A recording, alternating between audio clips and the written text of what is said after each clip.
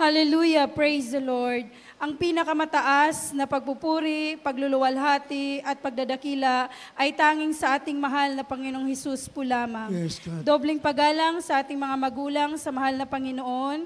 Lagi po nating inaalala ang mga turo at aral ng ating beloved pastor, Wildy Estrada Almeda, maging ating beloved assistant pastor, Lina C. Almeda. Pagbati po sa buong Almeda family, beloved preachers, beloved workers, beloved mga kapatiran at bisita. Ako po ay nagpapasalamat sa ating dakilang Diyos na buhay sa mga oras na to na Kanya pong kinahabagan na makapagpapasalamat sa mga dakilang gawa niya sa aming buhay. Mga minamahal, patuloy ko pong pinapasalamatan sa ating dakilang Diyos na kami po inaabot sa panalangin nating beloved pastor. Maraming salamat, mahal na Panginoon, Yes, kay amen. buti mo sa aming buhay.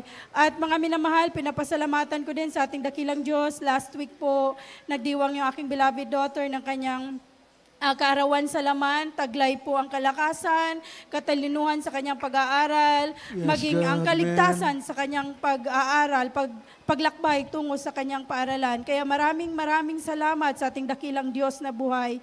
Sa mga hindi pa po nakaalam ng aking patutuo, sa riwain ko lang po, kami po ay naligtas sa banal na gawain na ito way back 2021. Nandyan po ang pagpapala ng mahal na Panginoon. Ginamit po yung pandemic upang makilala ko ang dakilang Diyos na kung saan po ay napadako po kami sa Binangonan. Kasi mga minamahal, nung araw po talagang matagal na po akong naghahanap kung saan may banal na gawain na sa linggo po ay buong araw po ako sa banal na gawain bagkus hindi ko po yan natagpuan.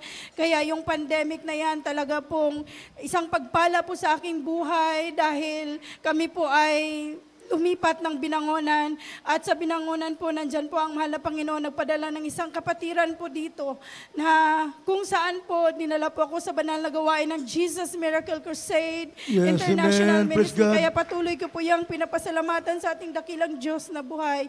At bilang isang Kristiyano, mga minamahal, nandyan po na hindi po tayo ligtas sa mga sakuna, sa mga pagsubok. Bagkus yung mga pagsubok na yan, talagang yan po ang nagpapatibay sa aming buhay, nagpapatibay sa pagpapalakas sa pananampalataya. Kaya maraming salamat sa ating dakilang Diyos na buhay.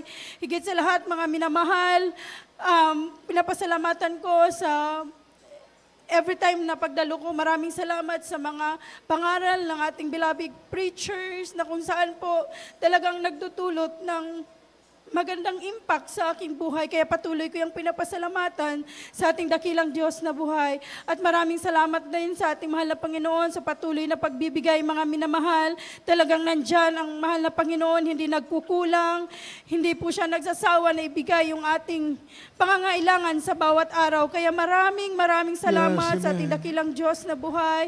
At mga minamahal, patuloy ko pong pinapasalamatan sa ating dakilang Diyos ang tunay na kaligtasan, kapayapaan sa aming buhay, na makakilala kami sa Jesus Miracle Crusade. Nandyan po ang kapayapaan sa akin, higit sa akin, lalo na sa aking pagtatrabaho. Kaya maraming salamat sa ating dakilang Diyos na buhay, sa pag-iingat niya sa amin, lalo na sa akin, sa aking pagdadrive.